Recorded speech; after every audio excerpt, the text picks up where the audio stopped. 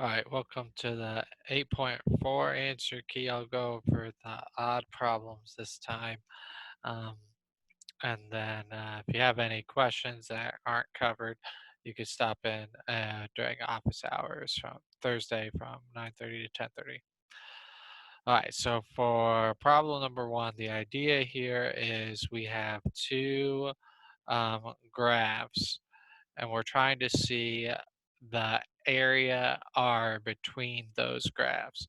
So if we draw a rough sketch of what this looks like from 0 to 2, at 0, our first equation here would be 1, and then it would be uh, at 1, it'd be 5, 2, 2, 3, 5, and then at 2, it'd be 9. So it'd be like right up here. So that's the line y equals 1 plus 4x.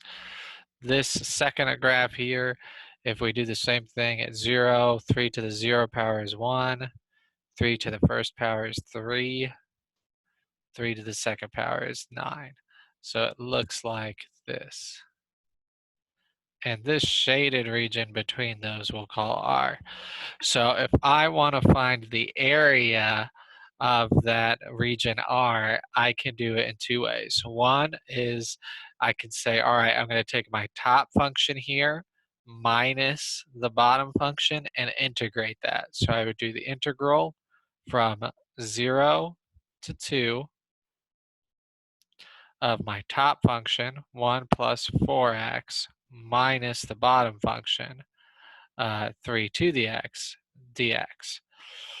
And so that you'll see that's number one here.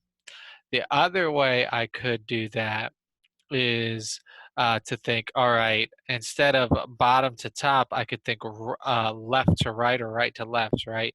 I could say I'll take my right function here and subtract my left function. So that it's giving me this horizontal space instead. It's still the same space, it's just a different way of thinking about it. If I did that, then that's between when y is 1 to when y is 9. And then I would need to solve both of these equations for y. So if we have y equals 3 to the x, and I want to solve that for y, or solve that for x, the first thing you could do is take the natural log of both sides, because the natural log of 3 to the x power is just the same thing as 3 times, or sorry, x times the natural log of 3. That's a power rule. And then if I divide both sides by the natural log of 3, I would get that x would be equal to the natural log of y over the natural log of 3. And since that's my rightmost curve, that's going to go in front. And then I would subtract the lower, in this case, the lefter line. And to solve that one is not so bad. So if you have y equals 1 plus 4x, I would subtract 1 and divide by 4. So that'd be minus y minus 1 over 4 dy instead of dx. And you'll see that that's option 3. So the answer to this question is C. Oh, sorry, not C. That's 1 and 2. My eyesight is D, 1 and 3. Alrighty. Let me double check that.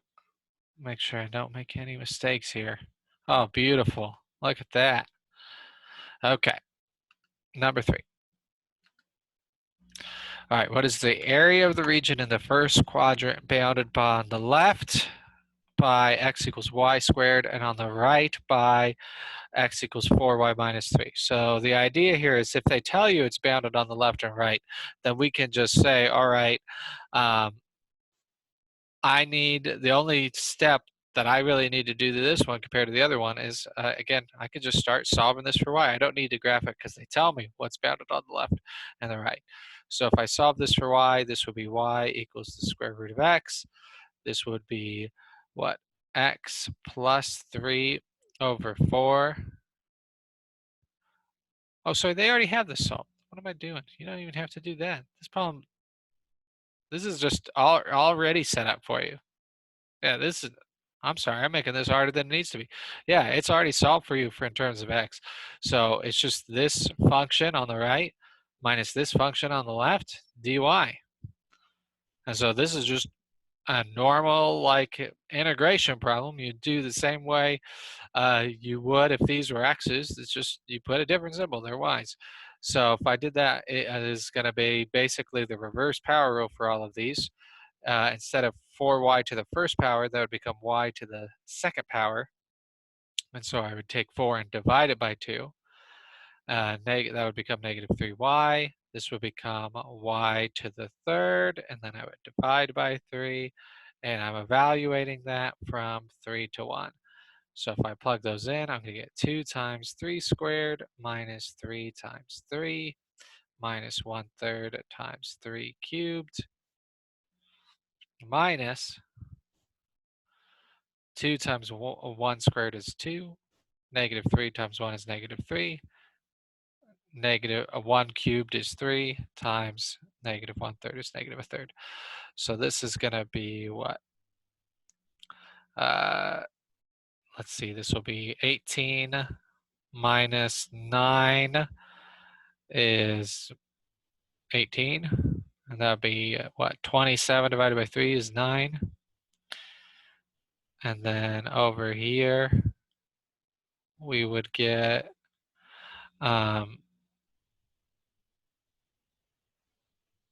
what? 2 minus 3 is negative 1. I mean, minus 4/3. Or I should say minus a negative 4/3. So that'll make it a positive. And then that's just 4/3. So what is that? A?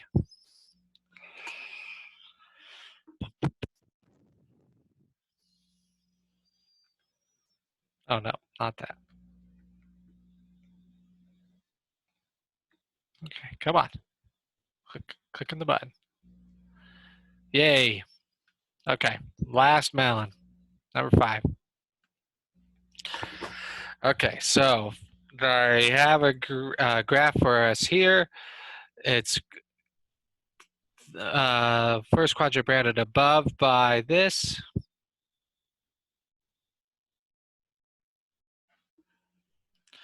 And it's bounded below by this. And the question is, what is the area of this region R? So you might be tempted to say, all right, this function is clearly above this function for the entire interval. So you might try to do this from 0 to 4 of 4 over pi arc cosine x over 4 minus 2 minus the square root of x dx, and use that interval.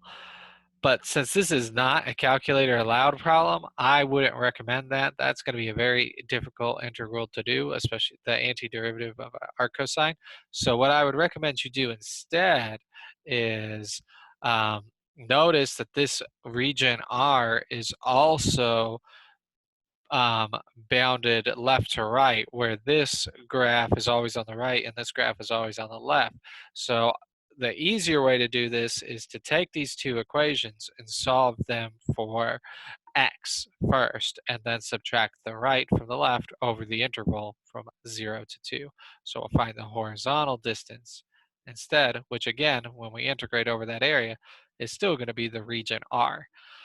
All right, so if we solve this first one, we have y equals 4 over pi arc cosine of x over 4.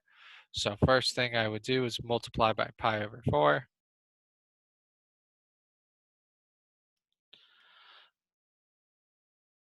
Get rid of arc cosine. The opposite of arc cosine is cosine. And then multiply by 4. So this would be 4 cosine of pi y over 4 is equal to x. To solve the second equation for y is also not too bad. So we have y is equal to 2, or for x is not too bad. I would just subtract 2, divide by the negative, and then square that. Actually, let's go ahead and do what that'd be. Y squared minus 4y plus 4. Double check that. So negative y times negative y is positive y squared. Negative y times 2 is negative 2y. 2 times negative y is negative 2y, so that makes negative 4. 2 times 2 is 4. All right, so now I can write the area of this in terms of x to y. So let's make some room here. All right, in terms of right to left.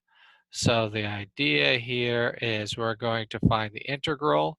Since we're doing y's, we're looking at our y-axis here from 0 to 2 of the function above is also the one that's on the right for 4 cosine pi y over 4 minus the function on the left, which is y squared minus 4y plus 4 dy. All right, and then this is now something that we can start integrating. And when I'm integrating this, I would really probably separate this into two separate integrals and then subtract them from each other. I think that would make it easier.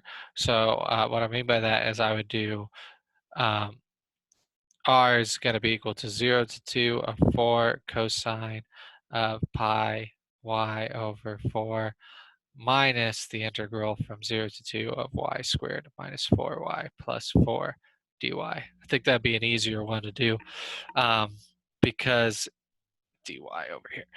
Because for this first one, you'll have to use substitution to integrate that since we have a function inside of a cosine function. So I'm going to set u equal to pi y over 4, which means du is pi over 4 dy, which means 4 over pi du is equal to dy. So if we do that, well, and to substitute in, we would get, I'm going to go ahead and move this 4 out in front as I do that too. I'm going to put the 4 out in front.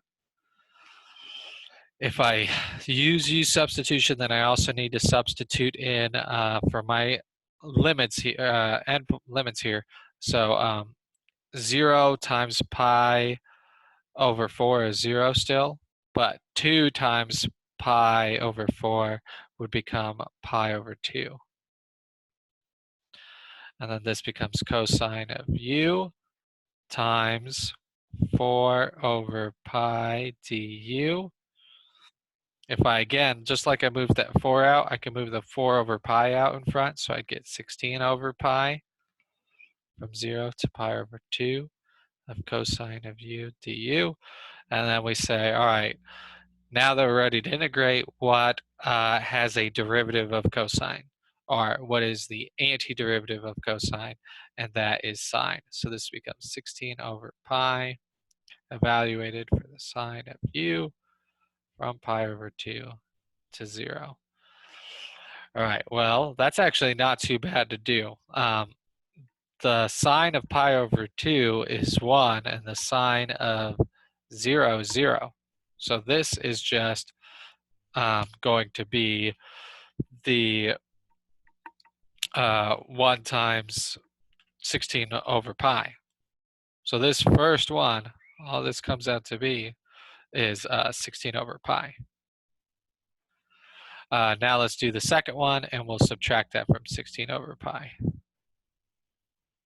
Though actually, we might cheat and look at the multiple choice answers and see if there's any that just have that term 16 over pi. Because if there is, then we don't really need to do this second integral. But since this is the AP test, we don't need to do the check. Let's go ahead and do it. So if I'm going to do the second integral here, this one is just the power rule. applied 3 times, just like we did in number 3. So if we apply the power rule 3 times, the first term here would become, instead of y to the second, it become y to the third, right? Because instead of subtracting 1 from the power, I'm going to add 1 to the power. Instead of multiplying, I'll divide. This would become a power of 2 instead of a power of 1, and 4 divided by 2 is 2. And then the plus 4 becomes 4y. And again, I'm evaluating that from 2 to 0. Nice thing about evaluating this also is if I plug in 0, it's just 0. So really, I'm just going to plug in the 2 and then subtract 0. So this will be 1/3 times 2 to the third minus 2 times 2 squared plus 4 times 2. And what's that? That's 2, 4, 8/3 minus 8 plus 8. So then this becomes 16 over pi minus 8/3. Do they have that as an option? Or do we have to combine those? Oh, nope, they do. That's option C. And like I was saying, on a real AP test, you probably didn't have to do that second interval. Actually, you would have had to do it anyway because there's 2 that have the 16 over pi. At least you could get it down to 50-50. Though to be more fair, if you want to be really tricky here, only one of them has 8/3. So if you did the second interval and realized that it was negative 8/3, you might say, if I can't do that first one, my best guess is going to be the one that has the negative 8/3 in it. Sometimes you could play those tricks if you have to play those tricks. Ideally, you just, you know how to do all the steps and you just do it. And then when you go to check your answer, you feel good because you got an answer that matches exactly what you got. All right, well, that's the odd problems for this one. If you have any questions, you can email me or stop in during office hours. Thank you for watching. Have a good rest.